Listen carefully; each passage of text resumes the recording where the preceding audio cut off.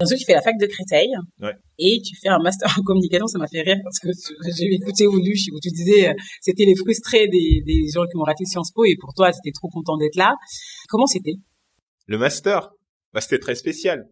Moi, ce qu'il faut voir, c'est que j'ai tous mes diplômes dans le 9-4. Ouais. D'accord, du brevet des collèges. T'es très fier, ça. Tu me le redis tout le temps. T'es très fier. C'est très bien. Non, et pour les gens, et surtout que moi, j'avais dit à Gérald que j'irais à la fac de Créteil. Ouais.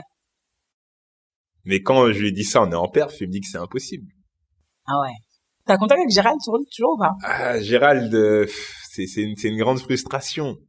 J'avais son contact peu avant que je me mette à écrire. J'ai cassé mon phone et le numéro était enregistré dans mon téléphone. Et c'est mon grand frère qui nous avait mis en commun, mais il avait donné mon numéro à Gérald, mais pas pris celui de Gérald. Donc Gérald ne sait pas qu'il est dans le livre et que les gens lisent. Mais peut-être, je pense qu'il va lire ton livre, non? S'il le voit.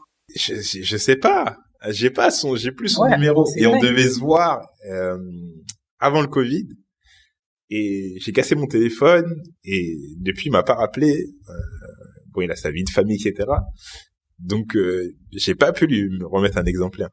Mais oui, donc moi quand je dis à Gérald, on traîne tout le temps à la fac et je vais y aller. Pour moi, quand je vais à la fac de Créteil, c'est génial.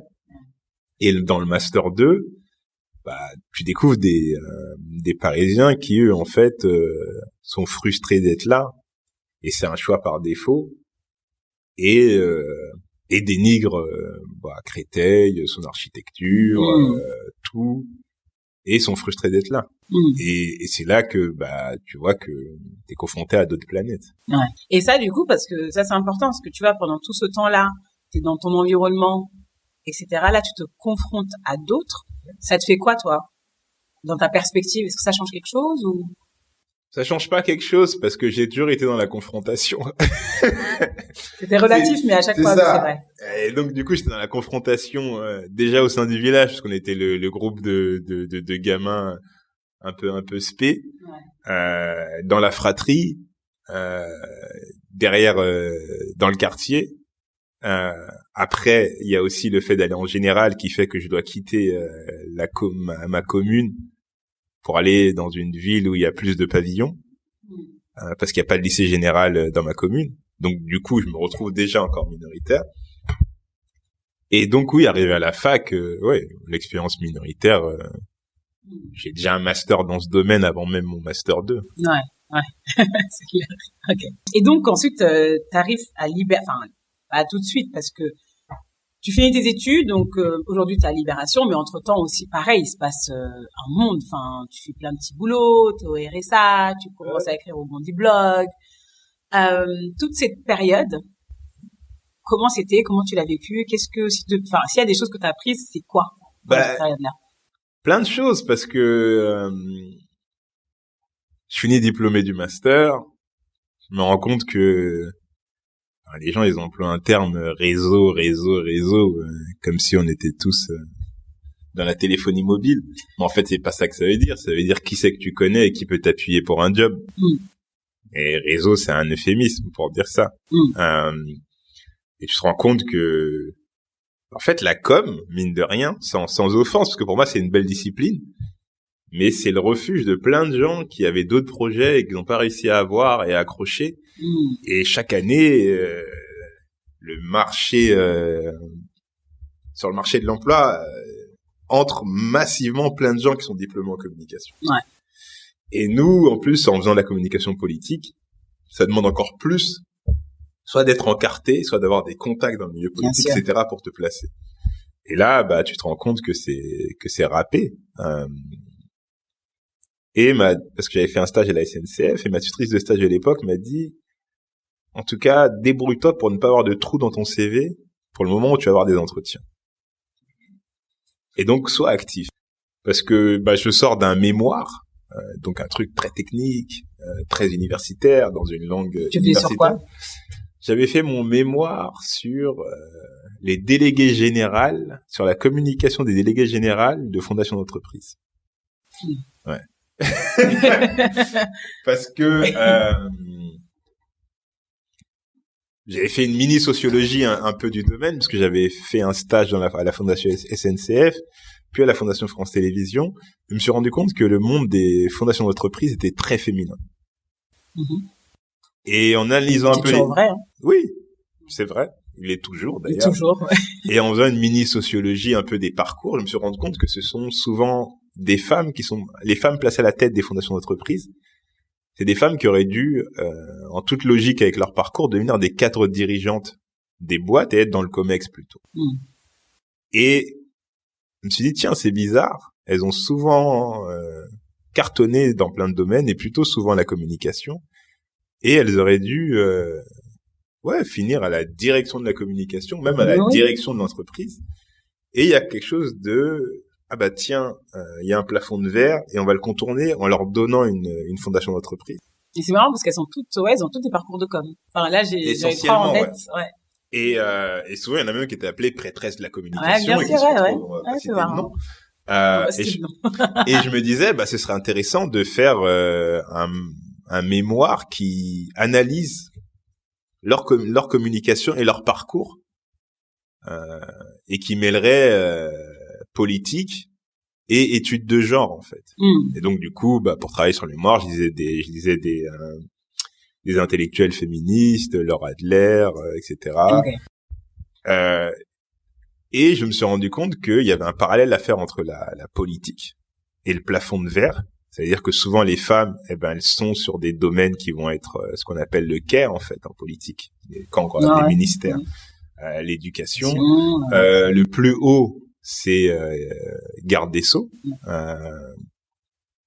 et en fait dans les politiques RSE des entreprises, responsabilité sociale et environnementale, ce sont souvent les mêmes sujets. C'est-à-dire que c'est la culture, c'est l'éducation. Et c'est justement des domaines où le but est de prendre soin de l'autre. Et donc, c'est à ces endroits-là qu'on va mettre ces femmes-là, alors que normalement, si on prend un logiciel fini, qu'on lui dit prédit l'avenir, elles doivent être dans des trucs top management de la boîte. Avant mon master, avant d'être accepté en master, j'avais fait une pause et donc j'étais vigile. Et bon, ça aussi c'est très spécial, mais mais j'imagine surtout les remarques que tu dois avoir. Oui, parce que c'est très très spécial. Mais en fait, ça m'a appris beaucoup de choses sur le regard qu'on pose sur toi, encore une fois. Du coup, les gens, quand j'étais vigile, ils surarticulaient quand ils me parlaient. Ils m'appelaient chef. Je leur disais, je suis chef de rien du tout. Et même les gens issus des minorités me disaient que j'étais un blédard encore, parce que c'est un métier dévolu au blédard entre guillemets. Et donc j'ai fait plein de petits boulots comme ça alimentaires en fait. Et quand on est inscrit au RSA, la bulle un peu d'oxygène, parce que t'as besoin de fonctionner en fait, ça a été le Bondi Blog, qui est un média associatif en ligne qui s'est créé en 2005, après les révoltes urbaines, et qui avait fait le pari, et qui fait toujours le pari encore aujourd'hui, de raconter l'actualité, la France, à travers un autre regard. Voilà, un autre regard, un prisme populaire, etc. Et des minorités. Et ça va être libérateur pour moi, parce que c'est un moment où je vais reconnecter avec l'écriture. Et quand j'envoie un premier papier, on me dit, ouais, t'emploies des imparfaits, etc. C'est pas ça l'écriture. Ça, c'est une écriture académique, et ça va me pousser à désacadémiser mon écriture.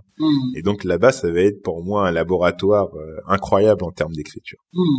Ce livre, il existe aussi parce que je suis passé là-bas. Bien sûr. Ouais. Et qu'ils ont décomplexé mon écriture qui, au fil du temps, s'était vachement académisée, en fait. Okay. Pour répondre au cahier des charges d'un mémoire de master. Je vois. Et donc, ça va être un centre d'entraînement.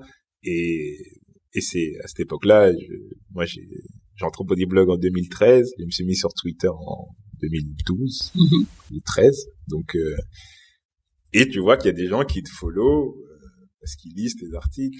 Moi, j'avais lu, je pense, l'article où je t'ai découvert, c'était celui de l'hypercachère, là. Et donc, en fait, tu te rends compte que t'écris sur des sujets et que ça touche, intéresse des gens, etc. Et que tu reçois une sorte de gratification et d'encouragement à écrire. Et après, derrière, t'as des opportunités. Et je me suis retrouvé à travailler 2 ans à TF1. Et après TF1, j'ai fait Libération. Je pense que t'as dit, ou je sais plus, dans un podcast que j'ai écouté de toi, où tu dis Libération, tu rentres là-bas par effraction. Ouais, parce que t'es pas attendu. Non, t'es pas attendu. De toute façon, comme je dis dans le livre, on nous attend nulle part. Alors, quand je reprends une des phrases de ton livre, tu dis « Le silence est la tombe de nos souffrances ». Donc, moi, cette phrase, ça évoque beaucoup de choses, ça m'évoque beaucoup de choses. Le fait de par la culture, le fait qu'on ne parle pas des choses, le fait d'être un homme aussi, de pas parler, de tu regarder ses blessures pour soi, etc. Comment t'as appris à te libérer de tes souffrances et surtout à y mettre des mots et ensuite à le partager? Parce qu'il y a une chose de poser ces mots pour soi et il y a une autre chose de partager aux autres. Je pense que un des premiers endroits où tu peux figer tes émotions, c'est par l'écriture aussi. Et bon, j'écris depuis que je suis enfant, et d'abord je composais des poèmes, et ça avait beaucoup le thème des parents, des figures parentales, de l'absence, de l'abandon, c'était des choses qui revenaient souvent aussi. Donc je pense que le premier endroit pour briser le silence, pour moi, ça a été l'écriture. Mais après, c'était de l'écriture très personnelle, pas partagée, que je perdais souvent même parce que c'était des feuilles volantes, etc. D'accord, t'avais pas de carnet? Non, j'avais pas de carnet, et puis je le cachais parce que je voulais pas que les gens tombent dessus, etc. Donc du coup, c'était une première petite transition. Après, quand t'es publié, et là je parle même pas en maison d'édition, mais déjà à partir du Bondi Blog, tu commences à produire des pièces qui, elles, ne t'appartiennent plus et que tu pourras plus détruire. Et donc ça aussi, ça te permet de sortir du silence. Il y a des choses que les gens, culturellement, on va dire, craignent et tout, mais ouais, la thérapie aussi, c'est un endroit qui est important. T'en as fait? Ouais, j'en ai fait. Et ça permet justement de poser des choses aussi, de s'analyser, de se comprendre,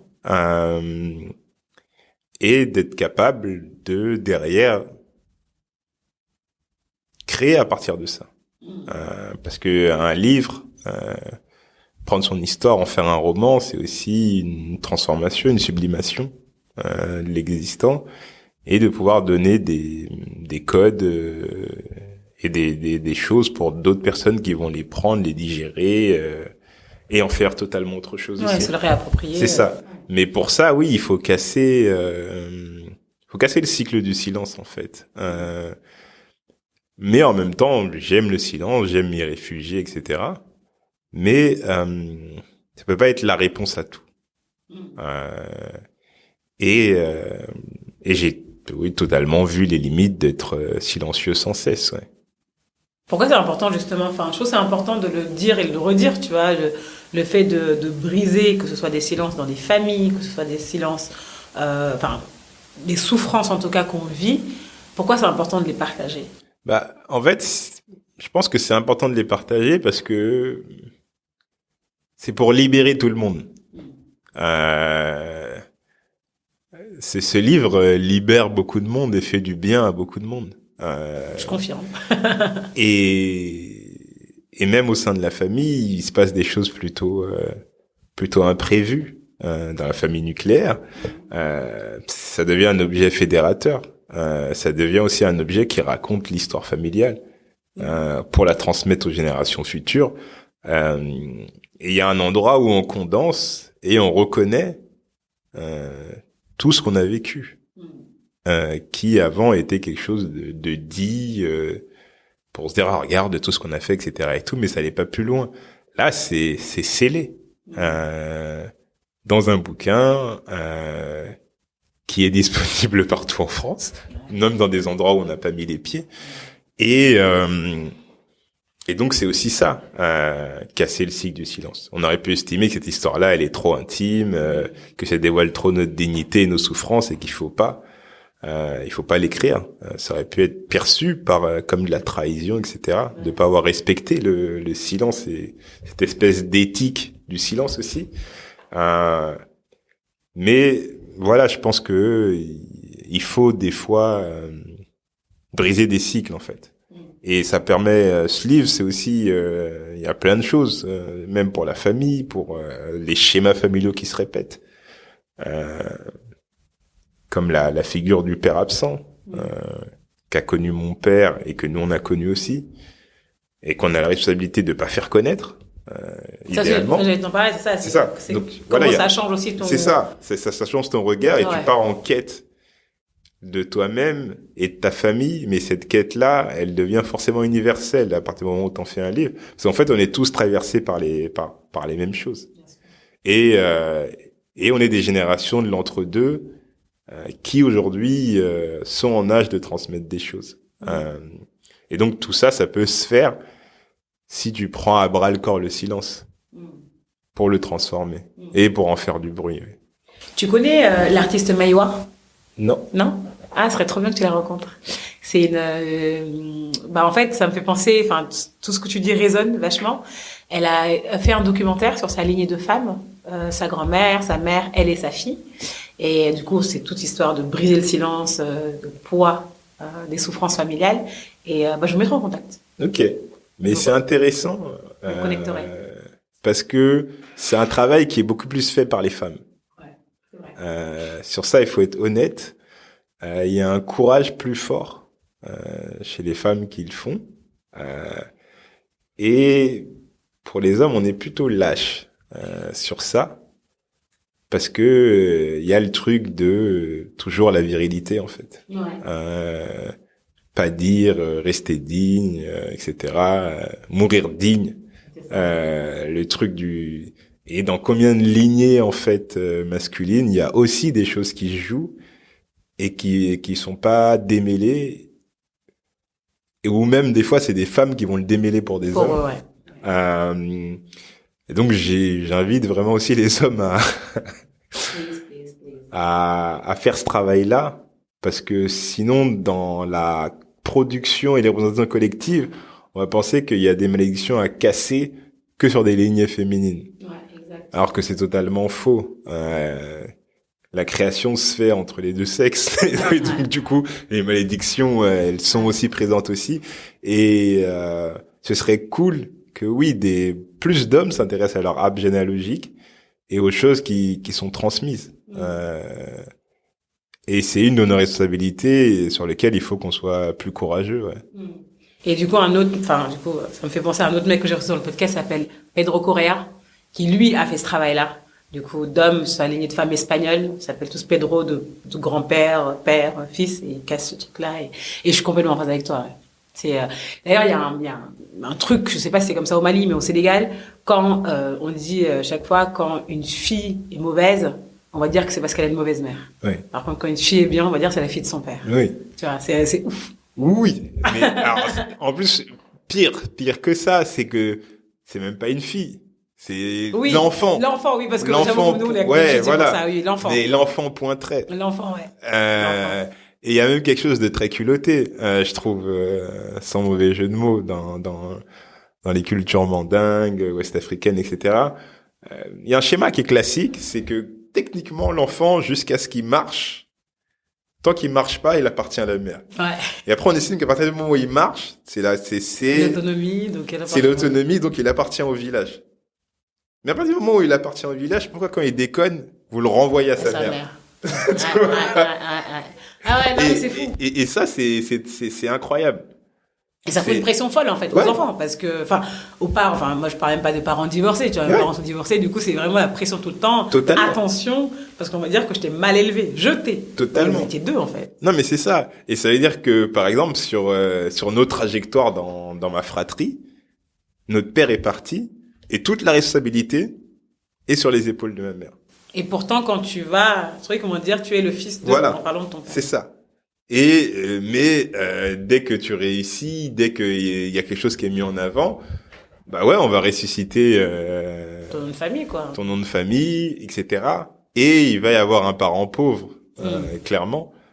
Mais c'est ça aussi, c'est une façon qui est très très insidieux et qui tienne toujours la mère en otage, en fait. Alors que il il y a tout un système familial. Si on décide qu'à partir du moment où tu marches, t'appartiens au village, bah si tu tombes et que tu te foires, c'est le village qui a merdé. Exactement. Ouais. Et la mer, c'est une pièce infime de ce village. Donc du coup, pourquoi vous voulez quitter le village en cas d'échec? Parce qu'en cas de succès, c'est le village qui a gagné. C'est le village. C'est le village qui gagne. Ouais. C'est l'enfant du pays, etc. Ouais. Et quand ça foire, c'est l'enfant de la mer. Mais après, il y a un dicton qui dit que l'échec est orpheline et que le succès a plusieurs pères. Et c'est vraiment ça. Ouais. Mais en vrai, ce serait plutôt l'échec est maternel et le succès est paternel. Sur le terrain, c'est ce qui se passe. Ouais. Tu l'as dit tout à l'heure, on est des générations entre plusieurs, dans un carrefour en fait. Je me demandais c'est dur de dire dans quelle communauté tu te sens plus appartenir, parce que c'est une question un peu cliché, bateau et voilà. Mais du coup, je me demandais, quand tu rêves en quelle langue? Parce que je trouve que c'est un truc qui permet de savoir là où t'appartiens. En tout cas, où tu te sens le plus à l'aise, le plus proche. Quand tu rêves ou quand tu pries, j'en sais rien. Tu fais ça en quelle langue? Bah, en fait, on m'a déjà posé cette question et je la trouve hyper intéressante. Okay. Parce que moi, ça dépend de qui peuple mes rêves. Ok, donc tu t'adaptes au contexte, aux gens qui sont dans tes rêves. Si je rêve et que dans mon rêve, il y a mon père ou ma mère, je leur parle en mandingue. Si je rêve avec des amis que j'ai connus en France, je leur parle en français. Si je rêve avec des amis que j'ai connus en Espagne, je leur parle en espagnol. Ouais. Et en fait, comme j'ai toujours été quelqu'un qui était vachement dans l'observation et dans l'adaptation, je sais que je change souvent de code et de façon de parler linguistique, mais parce que ça a été fait dès l'enfance. Bien sûr. Ma mère nous a dit, chez nous, c'est cette langue-là, et quand tu franchis la porte, c'est le français. Bah, ça me force à faire le va-et-vient tout le temps. Et du coup, en matière de langue aussi. Et après, des fois, il y a des choses que tu vis, et dans ta façon de penser, le français va être plus adapté, où là tu te dis, tiens, telle expression de ma langue, de mes ancêtres, bah ça me donne plus de courage, ou je le ressens plus comme ça. Et donc l'émotion des fois elle surgit pas que dans une langue. Et donc pour moi c'est assez compliqué, où des fois tu vas trouver des formules dans des langues que tu as apprises, comme l'anglais ou l'espagnol. Et c'est plus à propos, en fait. Et donc, grosso modo, ça dépend vraiment de qui peuple mes rêves. Ok, très clair. Une notion dont je parle souvent dans ce podcast, c'est celui du sweet spot. Du coup, tu vois, celui-là, j'arrive pas à le traduire. Tu vois, j'ai pas trouvé le mot français, ni le mot wolof. Le sweet spot, c'est l'endroit où tu te sens bien et à ta place. Est-ce qu'aujourd'hui, tu te sens à ta place? Si oui, pourquoi? En fait, aujourd'hui, je peux pas dire que je me sens bien à ma place parce que ce livre est en train de créer une nouvelle place. Et donc, du coup, je pourrais y répondre dans quelques mois, peut-être 1 an. Je reviendrai. Mais là, tout est chamboulé. Tout est chamboulé. Ça chamboule la perception que les gens ont de moi. Des gens qui pensaient me connaître, qui découvrent des choses et qui se disent en fait tu ne m'as rien raconté. Dans la fratrie, ça change des choses. Dans la famille aussi, parce que il y a des gens qui disent t'as fait une chose incroyable qui est de mettre mon nom dans un livre. Puis c'est aussi hyper intéressant de voir aussi comment tu les perçois. Tu vois, il y a ça aussi. Ouais, bien sûr. Parce que, Et donc, du coup,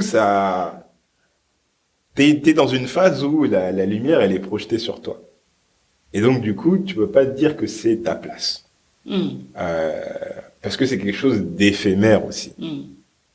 Après, quand tout ça sera passé, il y aura les traces que les gens auront gardées de ça. De sorti une fois de la promo, il y a en résiduel ce que les gens feront de ça. Ce que ça va charrier aussi en France, au Mali. Et de là découle forcément un nouveau statut, une nouvelle position que moi-même j'ignore encore aujourd'hui. J'ai hâte. Pour être vraiment honnête. Ouais. Donc c'est un bouleversement en tout cas, clairement. Dans pour les individus, pour plein de gens, c'est qu'un livre. Mais ça crée beaucoup de bouleversements dans mes différentes communautés. C'est-à-dire la communauté des journalistes de Libération, dans tous mes groupes WhatsApp, Signal, de potes du lycée, de la fac, etc. Dans ma famille, dans plein d'endroits en fait. Et là, du coup, t'as créé un bouleversement et qui crée même des bouleversements dans tes rapports avec les gens. Et donc, il faudra analyser, récolter les fruits de tout ça pour voir derrière quelle est ma place, quelle est ma position. Là, techniquement, oui, j'ai un peu un statut de griot familial. De celui qui restitue l'histoire familiale et qui la fige dans le papier. Ouais. Trop bien. Merci beaucoup.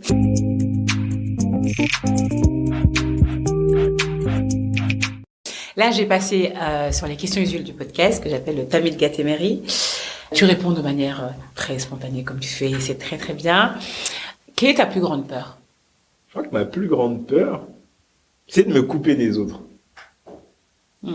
Parce que, en fait, naturellement, sans que ça demande un grand effort, je peux être très seul.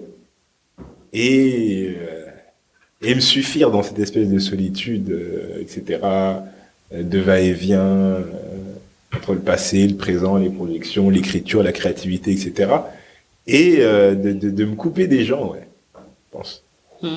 Et comment tu parviens du coup à cultiver ça, à ne pas y entrer du coup?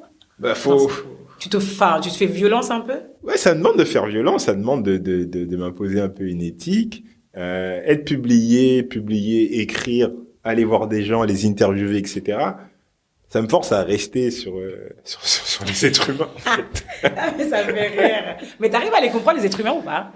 Parce que souvent, en tout cas, les personnes que je connais qui ont à peu près le même profil que toi, ils me disent, mais je comprends pas les humains, en fait. C'est pour ça que t'arrives à les comprendre. Ouais, et je les aime, en fait. Ouais. Vraiment. Il y a une phrase qu'on m'a dit, qui m'a vachement marqué, et je pense qu'on peut l'appliquer à plein de domaines, mais c'est, à TF1, un des directeurs du JT m'avait dit, ce qui fait la différence entre un journaliste correct et un bon journaliste, c'est qu'un bon journaliste aime les êtres humains. Et je pense que c'est pas vrai que pour les journalistes, mais que c'est vrai pour l'essentiel des professions où tu es en contact et où tu fais du sens et où tu crées des choses. C'est pour ça que moi, je pense que pour bien créer, rendre accessible, être dans les détails et tout, il faut aimer les humains.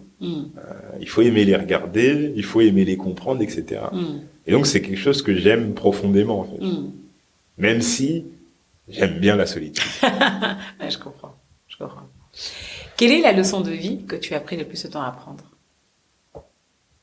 Je dirais ne pas forcer les choses. Ok. Et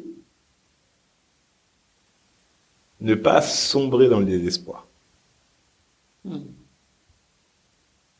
Parce que sombrer dans le désespoir te fait forcer les choses. Et les choses arrivent ou n'arrivent pas, et il y a toujours un sens avec du recul. Et dans l'urgence, on peut vite être désespéré, abattu. Et je pense que c'est ce que j'ai mis le plus de temps à comprendre. C'est ce que je suis en train de comprendre.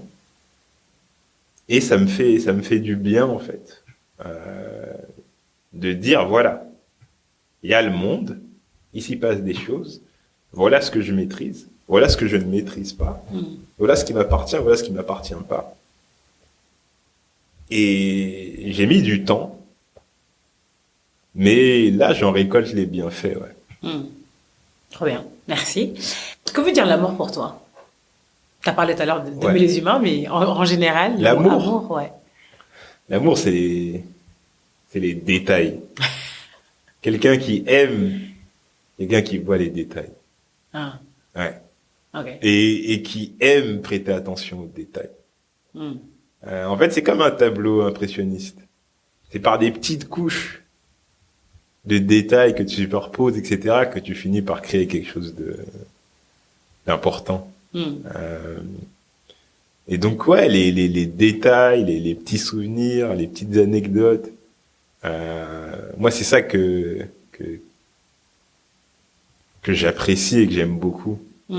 C'est les gens qui te regardent avec minutie, en fait. Comme quand on ausculte.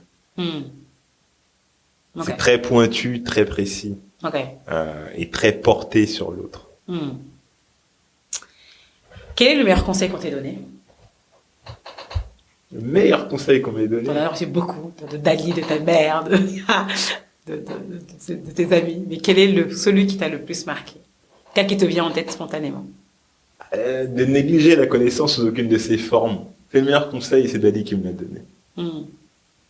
Répète-la. De négliger la connaissance sous aucune de ses formes. Parce que ça revient à dire... De pas hiérarchiser, quoi. De pas hiérarchiser. Et ça me fait aussi penser à une phrase que j'ai entendue de John Travolta, qui disait qu'il n'y a pas de gens ennuyeux, il n'y a que des gens qui n'ont pas réussi à les rendre intéressants. Et c'est que tu peux apprendre de tout, partout et de tout le monde. À quel moment tu t'es senti libre pour la première fois? Je te demande des questions très philosophiques, désolé. Quand j'ai écrit mon premier conte. C'est quand? C'est dans la classe de Didier et c'est dans le livre. Ouais, c'est dans le livre. Et ouais, parce que en fait, la création, ça rend libre. Et là, j'ai senti un grand sentiment de liberté. Ok. Comment tu le sens? Tu te sens dans ton corps ou? En fait, quand tu crées des choses, ouais, tu te prends un peu pour Dieu. C'est-à-dire que c'est vierge et tu poses des trucs. Et tant que tu es dans l'espace de création, il n'y a personne pour te dire non, ne fais pas. À la fin, on peut te dire non, j'aime pas, non, je ne prends pas. Mais dans ce moment-là, il y a un truc qui est très sacré, tu vois, qui fait que tout est faisable, tout est agençable, si toi-même tu te mets pas de barrière. Et ce petit espace-là, c'est quelque chose d'ultra précieux et c'est un grand endroit de liberté. Qu'est-ce que serait une vie réussie pour toi? Qu'est-ce que la réussite pour Bala? La réussite, pour moi, c'est... ouais, je pense que c'est l'impact sur les vies des autres. Quand il est positif. Parce que sinon, c'est pas de la réussite. L'impact, il peut être de tout ordre. Mais pour moi, c'est... une réussite, c'est est-ce que tu as réussi au cours de ta traversée du monde, est-ce que tu as fait plus de bien aux autres ou tu leur as fait plus de mal? C'est la question. Et si tu as fait plus de bien que de mal, pour moi, c'est ça une vie réussie. C'est est-ce que tu as soulagé l'autre ou est-ce que tu as fait souffrir l'autre? Est-ce que tu as rendu les choses plus simples ou tu as rendu les choses plus compliquées? Après, parfois, tu peux aussi souffrir des gens sans le vouloir. Oui, bien sûr. Tu vois, même sans le savoir. Oui, bien sûr. C'est pour ça que... c'est-à-dire que tu es toujours dans le doute. Ouais, c'est ça. Tu es toujours dans le doute. Tu sais pas. Tu sais pas si tu as fait... mais pour moi, dans un monde idéal, ouais, c'est... tu disparais et... t'espères que la file des gens à qui t'as fait du bien est plus longue que la file des gens à qui t'as fait du mal. Tu lis beaucoup, donc je sais que t'as dans ton répertoire de livres, t'en as pléthore. Mais si t'en avais un, I know. Un seul à poser là, à recommander, qu'on doit tous lire, ça serait lequel? Je pense que, ouais, allez, vu que c'est sur ce bouquin-là, et que c'est la principale inspiration, mais pour comprendre ce bouquin-là et les gimmicks d'écriture, il faudrait lire Allah n'est pas obligé d'Amadou Kourouma. Ah oui, j'adore. Qui l'a cité? Quelqu'un d'autre l'a cité dans le podcast. Ah bon?